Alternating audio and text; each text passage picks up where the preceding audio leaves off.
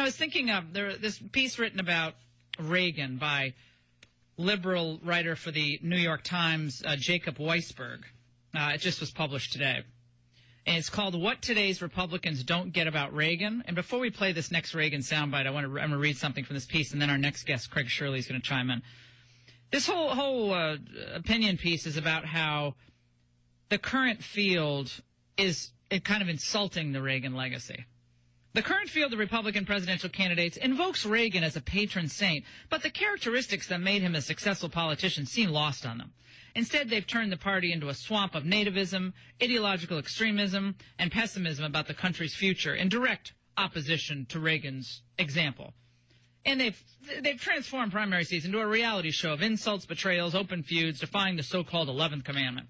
It goes on and on. Again, this is now a liberal essentially saying that Reagan was kind of an amiable compromiser and not really an ideologue at all. This is the typical revisionism we have from people who hated Reagan, and among a group like the leftists who never could stand Reagan. They called him Ronnie Reagan. Remember all that? So let's listen back to something Reagan said at the 1976 Republican National Convention. The challenges confronting us, the erosion of freedom that has taken place under Democrat rule in this country, the invasion of private rights, the controls and restrictions on the vitality of the great free economy that we enjoy. These are our challenges that we must meet.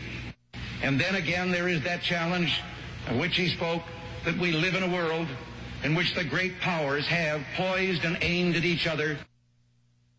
Nuclear weapons. I don't know why we cut it off there, but we cut it off in the middle of the sentence. But the point is, Reagan was no just sunny optimist saying everything's great and we all should just get along. Joining us now, Craig Shirley from Shirley and Bannister Public Affairs, Reagan biographer, of course. His great book, Last Act, has written amazing pieces for a variety of outlets, including LifeSet, on the presidential primary race and looking back on past candidates who've really transformed the party.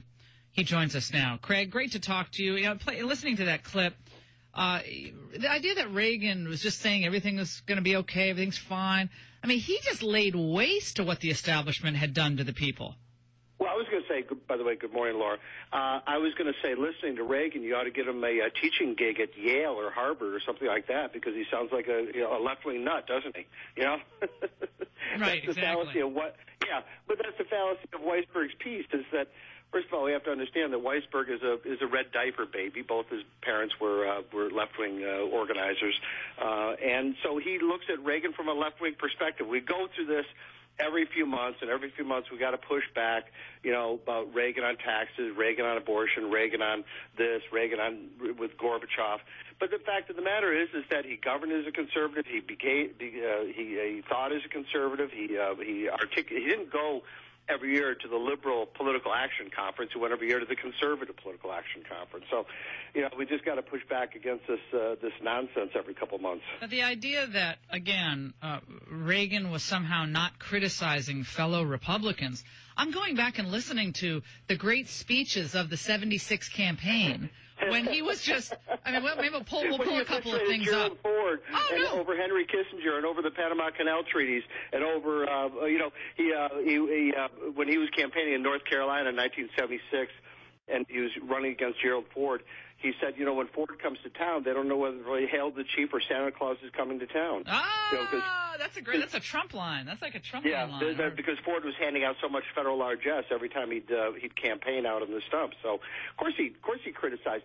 He didn't get personal, not too often, but he did get.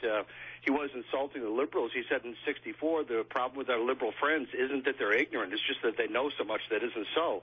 And I would say that about Mr. Weisberg, is that he knows so much that isn't so. But that's, it's typical of left-wingers, that's why it's so dangerous to allow liberals to write history, because ultimately they're not about the truth, they are about power, and they always must reorganize power away from American conservatism and toward liberalism. Yeah, and I think, again, these are the same writers and thinkers who don't really understand the rage of the middle class and the anxiety that they've been feeling for really a decade and a half plus.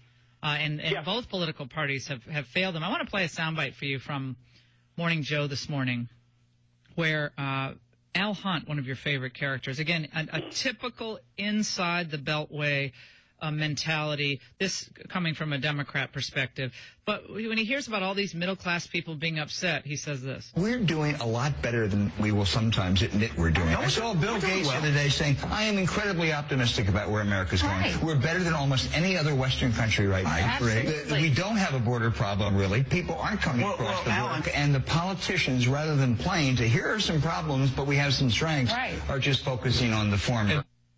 There's so many things to attack in that, but go ahead. My in-laws live in Tucson, Arizona. They say every time somebody mentions amnesty in Washington, it's like ringing the dinner bell. It's they just flood over the border.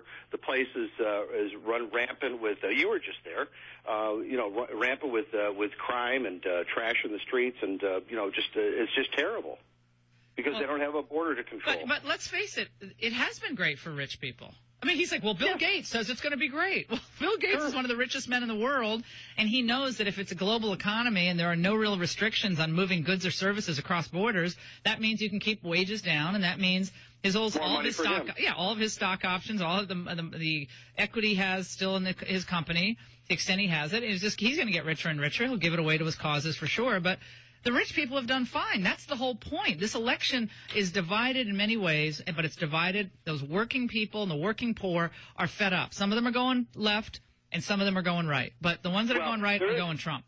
If somebody's making $4 billion a year like Bill Gates, 39% tax bracket doesn't mean all that much. But if somebody's making $45,000 a year, 39% tax bracket means a lot. Yeah, well, the 45% probably don't get 39% taxes, but someone who's living in Washington D.C. has 3 kids and is making $100,000, and you have to send your kids to private schools because the schools stink. You don't feel like a rich person. You're not a rich person. And you put the 39% taxes on $100,000, then you take away tuition for 3 kids, and you're going to see just how not rich you are. So that whole thing is a joke. The way they're even trying to, spin this thing. Well, again, Weisberg, he mentions Reagan as a great compromiser. As a matter of fact, he only did 2 deals with Tip O'Neill, and one of them he regretted was Tefra, as you remember, in '82, and he regretted that for the rest of his life. O'Neill had a very, very low opinion of Ronald Reagan, and he said so at the time, and then he wrote so in his biography, Man of the House, described Reagan in the most vile personal terms. So I have to keep pushing back against so much Reagan mythology, Laura, and you do too. And one of them is that O'Neill and Reagan were great friends. They weren't great friends at all. I know this trope it continues to be repeated by people mostly on the left because for them this is some type of nirvana that all you need to do is agree with Obama on everything and compromise with him and everything will be okay. Right. Craig, exactly. Craig, let's talk about how various conservative groups are reacting to what is likely to be the Trump nomination as the GOP nominee. Now he's rolling into Super Tuesday, SEC primary. Trump's going to win, I think, every state. I don't think he'll lose a state. If he does, he'll maybe lose one. Maybe he loses Texas in the end. But that's just going to be ugly territory for these other conservatives in my mind. You look at the evangelical turnout for Trump. You look at the evangelical turnout in South Carolina for Trump. It doesn't seem like it'll be any different in places like Alabama or Georgia. And it's becoming easier and easier for evangelicals and others to vote for Trump. Information doesn't stay behind state lines. It flows freely across state lines. And if an evangelical in Oklahoma sees that an evangelical in South Carolina voted for Trump, then it makes it easier for that evangelical in Oklahoma to vote for Trump. Right, and I also think a lot of them, folks I've talked to and I've met over the last couple of months of nonstop travel, they'll say, look, well, these people who are supposedly evangelical conservatives, they presided over and don't really talk much about the fact that we lost marriage. We lost that fight. We've lost our public schools where we have a radical social agenda of gender transformation, and even in our public schools. And none of them even talk about these issues. The whole culture. Yeah, I mean, where are the conservatives even addressing these issues? It's like Phyllis Schlafly's 92 or 93. She's the only one even talking about it. Yeah, God love her. There are still some others, but I find interesting, you're right.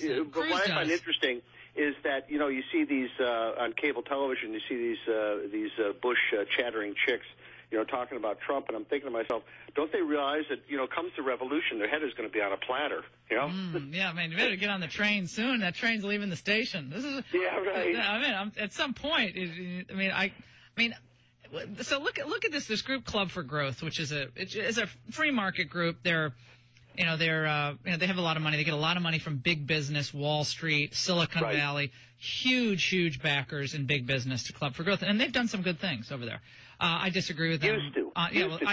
They used to be much more America focused. I think they've gotten much more globally focused, but they are now taking out $1 million of ads that they're beginning to run, I guess, in Oklahoma. I don't even understand that, but in Oklahoma. It's not going to work. In Oklahoma? What the heck is that going to do? I don't even understand that. I know it's an SEC, right? But it's not going to work. No. The Republican Party in our lifetime, well, in my lifetime, has gone through now 3 revolutions searching for its soul, in 64 and 80, and now it's going through another political revolution. The outcome is unclear, but it looks like, the fog is lifting, and we're seeing the future of the Republican Party and the conservative movement.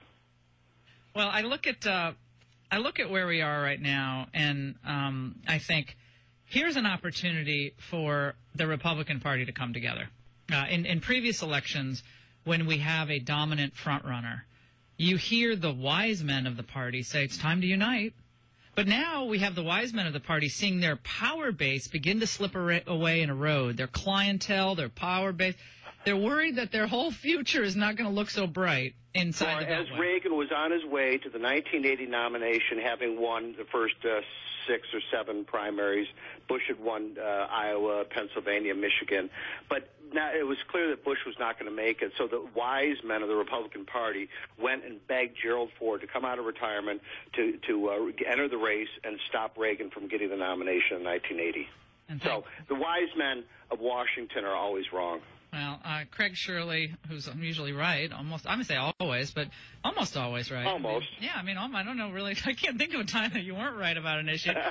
Craig, it's so great to talk to you, as always. Come back anytime. We love reading you, whether you're writing for Breitbart or Newsmax or LifeSet. You see, I'm one of these people who promotes all good conservative publications, and even if it's not my own. But I love reading. Let 1,000 flowers bloom. Yeah, and I agree. I think we lift all people up in this movement, and it doesn't mean everyone's going to agree on everything, but I think there's a lot of possibility in the future if people just start realizing they have to compromise with the people of the party. Craig Shirley, Last Act, his great book, here on the Laura Ingraham Show.